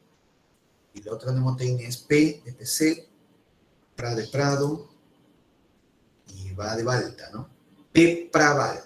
Y ahí termina el primer militarismo. Pepraval. PC, Prado, Balta. PC, Prado, Balta. Así es. Vamos primero iríamos con la primera mnemotecnia, ¿no? Ah, la era del guano, a ver. Jorge Basadre le llama prosperidad falaz, es cierto. Ramón Castilla es el personaje principal. Luego está el gobierno de Echenique, la Revolución Liberal de Castilla, segundo mandato de Castilla, y San Román, ¿no? Ahí termina, con San Román. Muy bien, avanzamos un poquito más. Bueno, vemos acá las Islas Guaneras. Estas son los dos principales grupos, ¿no? De islas. Las Islas Lobos, frente a Lambayeque, y las Islas Chincha, frente a Inca. El gran investigador del guano fue Humboldt, y el gran vendedor del guano y publicista, Mariano de Rivera. El contexto es la primera revolución industrial, ¿no? Una característica de la primera revolución industrial es el aumento de la población. Y al aumentar la población, obviamente se necesita mejorar el rendimiento de la agricultura. Ahí es donde entra a tallar el guano, porque era un gran fertilizante. Formas de vender el guano, bueno, Gamarra comienza la venta del guano. Él alquilaba las islas, Gamarra, por arriendo al militar Quirós. De ahí se establece la venta directa, pero la venta directa no funciona porque el Estado peruano no tenía experiencia en vender el guano, ¿no? En extraer, transportar, almacenar. No tenía experiencia alguna. El Estado peruano es medio inútil, pero a veces recontra inútil, ¿eh? Y entonces, como la venta directa no se podía hacer porque el Estado peruano no podía ejecutarla, viene la tercera forma de venta, que es consignatario. Este lo estableció Ramón Castilla. El consignatario era un empresario que a nombre del Estado, el consignatario se encargaba de la venta del guano. Y cuando vendía el guano, el 30% de la ganancia era para el consignatario y el 70% de la ganancia era para el Estado peruano. El sistema de consignatario fue el más utilizado. Lo estableció Castilla. Y el primer consignatario fue la Casa Gibbs británica. Y luego lo del monopolio es el contrato Dreyfus, ¿no? Que de ahí hablaremos un poquito. ¿En qué se gastó el dinero del guano? El Estado peruano lo gastó más del 50% en burocracia y en segundo lugar en ferrocarriles. El Estado peruano, más del 50% de las ganancias del guano, burocracia, segundo lugar ferrocarriles. Y los consignatarios nacionales, ¿no? Empresarios peruanos que también vendieron guano, gastaron en actividades agrícolas y en fundar el Banco de la Providencia. Bien. Primer gobierno de Castilla, acá todo es primero, ¿no? Con Castilla todo es primero. Primer presupuesto del Estado, primer reglamento de instrucción, o sea, de educación, primer ferrocarril Macallao, primer barco a vapor, todo es primero. Había dinero. Y bueno, llegan los chinos culí para las haciendas, claro que sí. Y el Perú va a proyectar prestigio internacional, porque Castilla pagó toda la deuda externa e incluso Castilla mandó un barco para amenazar a los Estados Unidos. cosa increíble, pues eso nunca más va a volver a ocurrir. ¿Y por qué te digo que llegó a tener el Perú prestigio internacional? Porque comenzaron a llegar gente, migrantes al Perú, creyendo que el Perú ya estaba encaminado hacia su desarrollo y que el Perú iba a ser poderoso, ¿no? Otros locos que creían que el Perú iba a ser poderoso. Llegaron italianos en el primer gobierno de Castilla, ¿no? Y de ahí vamos a ver que llegaron alemanes, españoles, irlandeses, en fin. A los chinos culí los trajeron para las haciendas, ¿eh? El tercer debate doctrinario es acerca de la participación del pueblo, ¿no? Si debe o no debe participar. La soberanía de la inteligencia decía que no, que los que deben participar en política es la clase alta, porque tienen educación y tienen dinero, tienen la capacidad de hacerlo, decía el gobierno de los más capaces. Soberanía de la inteligencia del cura Herrera. Y la soberanía popular decía que el pueblo sí debe participar en política, por ejemplo, con el sufragio universal. O sea, que todo el mundo vote, ¿no? O sea, todos los hombres, ¿no? Obviamente. La soberanía popular lo defendía Pedro Gálvez. Ahí está. Muy bien. Luego acá tenemos el barco a Porrima que compra Castilla en su primer mandato. Las caricaturas de Willis. Las caricaturas de Willis. Era un francés que vino, hizo bastantes caricaturas de la era del guano. José Rufino Echenique. Acá hay un detalle. Ramón Castilla dio la ley de consolidación. Con la ley de consolidación, Castilla indicaba que había que pagar la deuda interna a las familias que habían financiado la independencia. Hasta ahí todo bien. Incluso Castilla calculó que eran 7 millones lo que debían pagarse por deuda interna a esas familias que financiaron la independencia. Y Castilla pagó 4 millones. Echenique, que vemos acá, debía pagar 3 milloncitos. Y Echenique no pagó 3 milloncitos. Pagó más de 21 millones. Ese es el escándalo de la consolidación. La ley de consolidación la dio Castilla, pero el escándalo se desata con Echenique. Aquí vemos, por ejemplo, que llegan los alemanes que te conté a la zona de Posuso y San Ramón. Así es. Mira, este es el Tratado de Herrera da Ponte Ribeiro, que se firmó con Brasil para obtener libre navegación por el río Amazonas. Porque si tú de Lima querías ir a Iquitos, por la sierra no pasaba nada. No había caminos ni para la sierra. Si tú querías llegar a Iquitos, tenías que tomar un barquito, bordear toda Sudamérica prácticamente, entrar por el Amazonas y llegabas a Iquitos. Alucinante. ¿Y qué pasaba si Brasil no nos dejaba pasar? Mira, por la desembocadura del río Amazonas. Había que garantizarse la libre navegación por el Amazonas. Y así fue. Con el Tratado de Herrera da Ponte Ribeiro se garantiza la libre navegación por todo el río Amazonas. Así es. Henry me dice, profe, la migración extranjera fue impulsada, Henry. El Estado peruano promovía la llegada de migrantes extranjeros. ¿Ya? De migrantes extranjeros. Claro, se daba preferencia, ¿no?, a migrantes blancos, ¿no?, europeos. Porque, ahora, pero el Estado peruano no solamente quería que vengan europeos o estadounidenses porque son blancos, sino porque ellos ya han vivido la primera revolución industrial. Entonces se entiende que van a tener nuevos criterios económicos que traer acá al Perú, ¿no? Básicamente. Y sí se logró, ¿eh? Sí se logró que algunos vengan. Caricaturas de Willis. Esta caricatura es famosísima, ¿no? Qué mamadas. Es una falta de respeto, es una falta de respeto. Este Willis era bravo, ¿ah? ¿Cómo va a poner a Echenique, porque este es Echenique, succionando la leche de esta vaquita que se refiere, que es el Estado peruano, ¿no? Se refiere al escándalo de la consolidación. Y luego lo pone Echenique como mujer. Es una falta de respeto total, ¿ah? Bravo, este Willis, ¿eh? Bien atrevido, ¿eh? Bien atrevido. Entonces, así, ¿no? Imagínate, si ahorita hicieran una caricatura así, si imagínate a este sujeto pone un sombrero, sería una falta de respeto, ¿sí o no? Imagínate, vamos a sacar una carátula mañana así, el domingo, para que todo el mundo lo vea, ya le dibujo acá un sombrero. No, cuidado, no estoy dando ideas para memes, ¿no? Cuidado. ¿No? Y acá lo pones a Cerrón, mira, acá. Le voy a poner acá el rostro de Cerrón. Ya, yo publico esta nota, es una falta de respeto, ¿sí o no? Ya. ¿Cómo en el siglo XIX, que la gente era más brava de carácter, pudieron haber publicado esto? ¿Eh? Este Willis era bravo, ¿eh? Bien malcriado era Willis, ¿eh? Francés, como te digo, es un francés que vino acá, estuvo una temporada por acá por Lima, que había plata pues, por leer el bueno.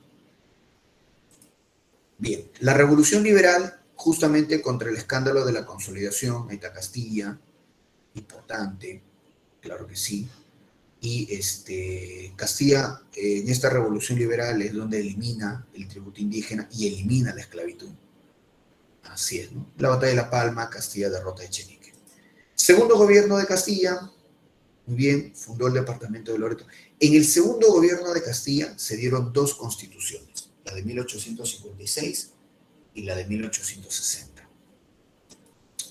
Muy bien. Y luego el gobierno de San Román, donde termina la era del guano, ¿no? San Román gobernó menos de un año porque falleció. Ahora, en el segundo gobierno de Castilla, mira, antes que se me pase, ya, se dieron dos constituciones, la del 56, liberal, la de 1860, moderada. Y también en el segundo gobierno de Castilla se da la guerra con el Ecuador, porque el Ecuador quería entregar selva peruana a los británicos. ¿Cómo hacer eso, no? Entonces se invade, se toma Guayaquil y se firma el Tratado Mapasingue. Y se evita, ¿no?, que Ecuador negocie o entregue selva peruana al Reino Unido. Muy bien, entonces, bueno, ahí está San Román, fallece y asume el mando el vicepresidente PC. Vamos entonces con la parte final. Tengo acá justamente aquí a San Román, el conflicto con España, Peset y luego Mariano Ignacio Prado, y cerramos el primer militarismo con el gobierno de José Balta. Así es. Vamos entonces primero con el conflicto con España. Conflicto con España. Acá tenemos al presidente Peset. Mala suerte tuvo el Perú, porque justo cuando pasaba la expedición científica española, se da el famoso incidente de Talambo, ¿no? En la hacienda de Talambo hay una pelea, muere un peón vasco, un peón español, y ahí comienza todo el problema, ¿no? Los españoles resultan ocupando las Islas Chincha. El presidente Peset tomó dos medidas. Primero, mandó a comprar barcos. Peset manda a comprar el Huáscar, la Independencia, y por otro lado, Peset negocia con los españoles. Y Peset llega a un arreglo con los españoles, solo que fue mal recibido por la población. El acuerdo que Peset firma con la escuadra española es el Tratado Vivanco-Pareja. En el Tratado Vivanco-Pareja, los españoles nos devolvían las Islas Chincha que habían ocupado, siempre y cuando el Perú le pagase 3 millones de pesos a ellos, los españoles, y cancelara la deuda de la independencia. La gente lo tomó a mal, muy mal. La población, el Congreso y los liberales rechazan el Tratado Vivanco-Pareja. La gente renegaba, ¿no? La gente decía, ¿cómo es posible? Estos españoles irrespetuosos ocupan nuestras Islas Chincha, ya se están llevando el guano, y encima tenemos que pagarle. No, pues la gente reniega. El Tratado Vivanco-Pareja fue llamado el Tratado de la Vergüenza. Te repito, la población, el Congreso y los liberales se oponen. Y viene el golpe de Estado con el coronel general Mariano Ignacio Prado. Ahí está Prado. Prado forma el Gabinete de los Talentos. Ahí está el Gabinete de los Talentos, liderado por José Gálvez. Prado también forma la cuádruple alianza. ¿Qué es eso, Dios mío? Chile, Perú, Ecuador y Bolivia. Ahí está la cuádruple alianza, ¿no? Y bueno, vienen las batallas, los combates. Los españoles deciden bombardear Valparaíso, principal puerto de Chile, lo bombardean. Y de ahí bombardean el Callao. Ahí se da el combate del 2 de mayo, ¿no? Así es. En el combate del 2 de mayo, importante, el Perú contesta a su manera a la ofensiva española, claro que sí, ¿no? El combate del 2 de mayo, ¿no? Y, ojo, en el combate del 2 de mayo muere José Gálvez, héroe de ese combate del 2 de mayo, pero sí, el Perú consolida su independencia con el combate del 2 de mayo porque respondimos, ¿no?, a la escuadra española, pero también comienza una crisis económica brutal, una crisis económica muy fuerte, porque durante todo el conflicto con España hemos gastado dinero, no hemos vendido guano, porque los españoles ocupaban las Islas Chincha, y encima vamos a tener que gastar más dinero porque el puerto del Callao quedó destrozado y hay que reconstruirlo. Entonces comienza una crisis económica muy, muy fuerte. Es tan fuerte la crisis económica tras el conflicto con España, que el dictador Mariano Ignacio Prado renuncia. Le deja el mando a Díaz Canseco brevemente, Díaz Canseco convoca elecciones y sale elegido José Balta. Vamos entonces, con José Balta termina el primer militarismo. José Balta nombra como ministro de Hacienda o de Economía a Piérola. Ahí aparece en escena Piérola. Y Balta y Piérola impulsan el contrato Dreyfus. ¿Qué es el contrato Dreyfus?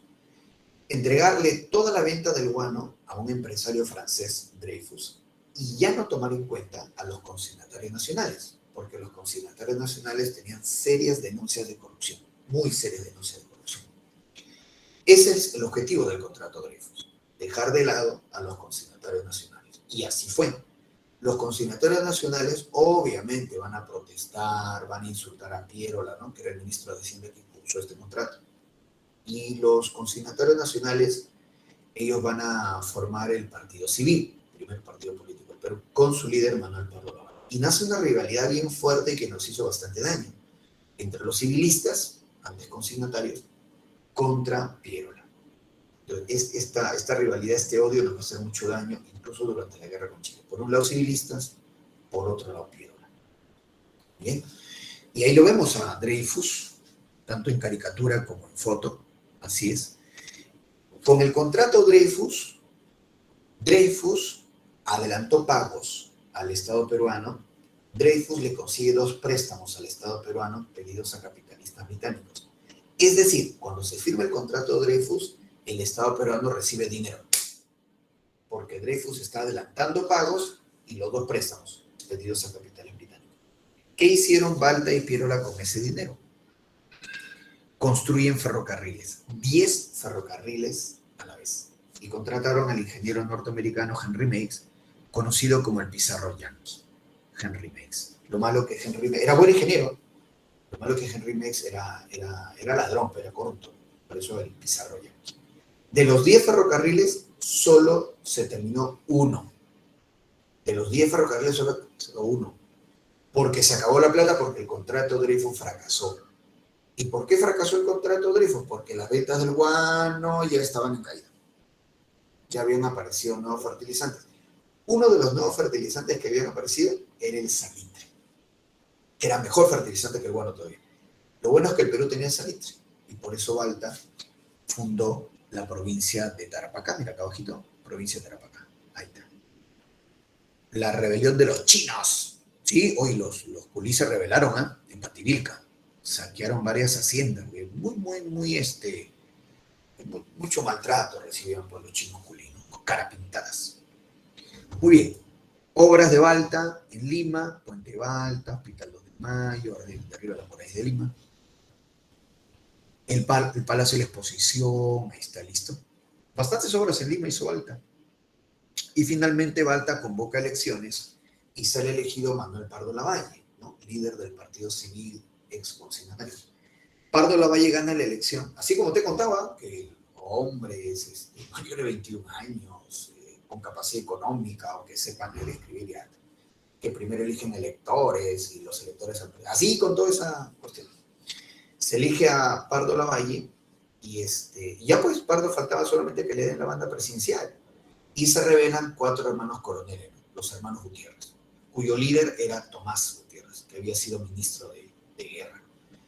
Y los hermanos Gutiérrez, ellos querían continuar, prolongar el primer militarismo, y no se dieron cuenta los hermanos Gutiérrez que la gente estaba harta de los militares. La gente estaba harta de los militares. Siempre estábamos peor que antes, peor que antes, peor que antes.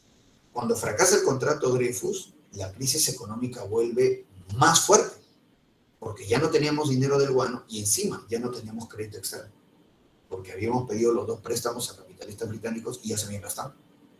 Entonces volvemos a la crisis tras el fracaso del contrato Dreyfus, peor que antes, sin dinero y endeudados a nivel internacional, sin crédito. Y esas son las condiciones que fuimos a la guerra, un desastre. Entonces, así es. La gente, la misma población lincha a los hermanos Gutiérrez y Pardo asume la presidencia. Ahí vemos la cronología de eventos. Muy bien. Los hermanos Gutiérrez toman prisionero a Balta. Ahí está, Tomás Gutiérrez se proclama jefe supremo. Pero como te digo, la población termina linchando a los hermanos Gutiérrez, ¿no? Estos que están colgados son Tomás y Silvestre. Y entonces, deshecho los hermanos Gutiérrez, Manuel Pardo Lavalle asume la presidencia. Primer presidente civil del Perú. ¿Te acuerdas qué significaba civil? Civil, que no eres militar ni cura. Entonces, cuando uno dice Manuel Pardo Lavalle es el primer presidente civil, ¿qué significa? Que no es militar. Que el primer militarismo que tantas décadas había durado, el primer militarismo ya concluyó. ¿Por qué no es militar? Pues es civil, es el primer presidente civil. El primer militarismo ya terminó. Muy bien, entonces vamos, este es el esquema final, con las preguntitas. A ver, vamos a la preguntita. A ver, pon tus claves, pon tus claves, muchacho. Pon tus claves, mi estimado alumnita. A ver, vamos a poner. Dice la 13, no corresponde a la guerra civil de 1854. Ahí, vamos a ver acá, es casa. 13 casa. Porque Mariano Prado, en esa guerra civil del año 54, Mariano Prado apoya a Castilla. Es más, en esa revolución liberal de 1854, es donde Castilla, entre comillas, ¿no?, promociona a Mariano Ignacio Prado, que gana la batalla de Escuchaca. Entonces Prado estuvo con Castilla. Bien, 13 casos. Como me dice lo que no corresponde. 14. El primer mapa del Perú republicano el primer mapa del Perú republicano se inició su elaboración. Bueno, durante el segundo gobierno, ¿no?, de Ramón Castilla, por el geógrafo e historiador Mariano Felipe Pasadán. 14 agüita. Henry contestó bien, excelente. 14 agüita, muy bien. 15. La siguiente imagen está en relación con el siguiente proceso histórico. Esta es Castilla eliminando, ¿no?, el tributo indígena y eliminando la esclavitud. Esto fue en la Revolución Liberal del año 54. Claro, 15 dedos. Bien, Harvey también puso un dedo. Excelente. 15 dedos. 16. El gran proyecto de inversión pública de la era del guano en el Perú fue, inversión pública donde más se gastó, ferrocarriles. 16 veces. 16 veces. 17. La guerra con el Ecuador se debió a la intención del vecino país de entregar selva amazónica peruana al Reino Unido, y dicho conflicto terminó con la firma del Tratado Mapacete. 17 casa. 17 casa. 17 casa. Luego 18. A ver, en el tercer debate político a mediados del siglo XIX, lo correcto es: 1. Los liberales plantearon la soberanía de la inteligencia. No. La soberanía de la inteligencia era de los conservadores, que solo la clase alta tiene la capacidad de gobernar. La 1 entonces es incorrecta. 2. Los conservadores difundieron el gobierno de los más capaces. Sí, claro, está bien. Soberanía de la inteligencia. La 2 es correcta. Pide lo correcto. La 2 está bien. 3. A través del colegio Nuestra Señora de Guadalupe se difundió el sufragio universal. Sí, porque el colegio Guadalupe era liberal, era soberanía popular. La 3 también. 4. Se discutió la participación del... Sí, 2, 3 y 4 sería. Casa. 2, 3 y 4. 18 casa. 18 casa. Bien, vamos al segundo bloque. A ver. Sí, ahí está. Hay un segundo bloque, mira. A ver, la 19. Dice, en el gobierno del coronel José Balta se dio, ¿qué ocurrió? La rebelión de chinos, curiosos en Pativilca, los carapintadas, Lima Norte, 19 dedos. 19 dedos. Sí, pobres chinitos, eran muy maltratados, les pagaban 2 soles al mes. 2 soles al mes les pagaban, y a veces con descuento. Sí, era bravo. 19 dedos. 20. Durante el conflicto con España, en el mandato del presidente se compraron barcos, PCTC que mandó a comprar barcos. El Huáscar de la Independencia. Casa, 20 casas. 20 casas. 20 casas. Vamos con la 21. La siguiente imagen está en relación con, ¿no? Está en relación con, esa es la cuádruple alianza, ¿no? La guerra hispano-sudamericana. Nosotros le decimos, ¿no? Guerra con España, pero a nivel internacional se llama guerra hispano-sudamericana, porque recuerda que el Perú, junto con Chile, con Ecuador y Bolivia, era la cuádruple alianza. Entonces, guerra hispano-sudamericana. A nivel internacional se le llama así. 21 dedos. 21 dedos. Nosotros le decimos guerra con España, ¿no? Normal, pero recuerda que era un conflicto que involucró a más países. 22. En el contrato Dreyfus, firmado en 1869, durante el gobierno de José Valda, tuvo como principal objetivo. Ahí la respuesta es, casa, porque los hijos del país, así se le llamaban a los consignatarios nacionales. También le decían plutocracia guanera, también le decían, plutocracia guanera, hijos del país, retirarlos, claro. 22 casas. Los hijos del país eran los consignatarios nacionales. Plutocracia guanera también, plutocracia guanera. 23. Tras el rechazo por parte del gobierno del presidente, puntos suspensivos, en aceptar al llamado comisario regio, puntos suspensivos, el jefe de la expedición científica española, Luis Hernández Pinzón, ordenó la ocupación de las Islas Chincha. Peset, pues, ¿no? Peset es el que tiene que lidiar con esta expedición científica. Ya.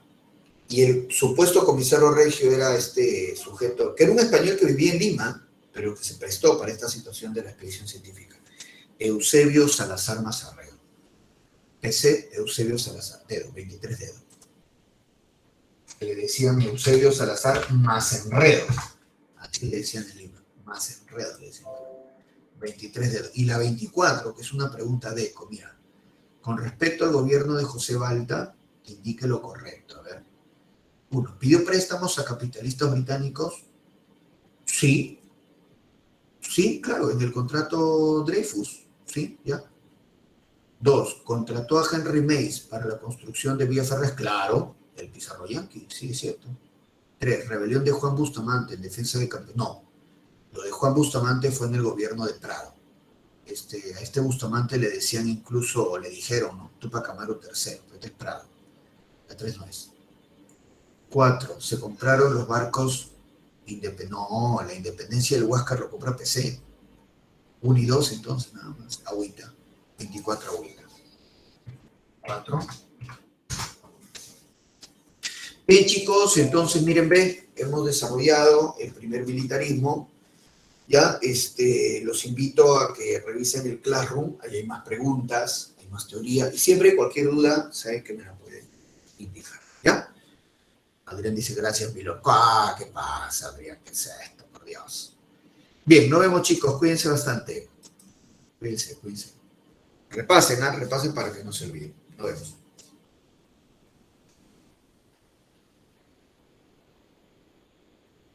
Y Luis me dice, profe, las claves de la guía. A ver si la próxima semana, Luis, vamos a tratar de acabar antes, ¿ya? Para poder darles las claves de la guía, ¿ya?